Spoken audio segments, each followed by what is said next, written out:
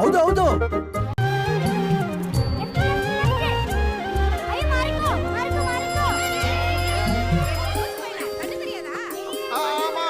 ಕಾಮನ ಬಿಲ್ಲನ್ನು ಕೇಳಿದ ತಕ್ಷಣ ಕೈಯಲ್ಲಿ ಇಡುತ್ತಾನೆ. ಹುಣ್ಣಿಮೆ ಬೆಳಕ ವಸ್ತ್ರವ ಮಾಡಿಸಿ ತಂದು ಕೊಡ್ತಾನೆ. ಕಾಮನ ಬಿಲ್ಲನ್ನು ಮಾಡಿಕೊಳ್ಳುವೇನು ಕೈಯ ಬಳೆಯಾಗೆ, ಹುಣ್ಣಿಮೆ ವಸ್ತ್ರವ ಹೊತ್ತುಕೊಳ್ಳುವೇನು ಕಂಬಳಿಯನ್ನಾಗಿ. താരകം തന്നൊരു മോതിരം കൊണ്ടു നിൻ കുഞ്ഞിളം നാവിന്മേൽ തൂകിയൊരക്ഷരം ചൊല്ലിത്തരില്ല എൻ മിന്നാമിന്നീ.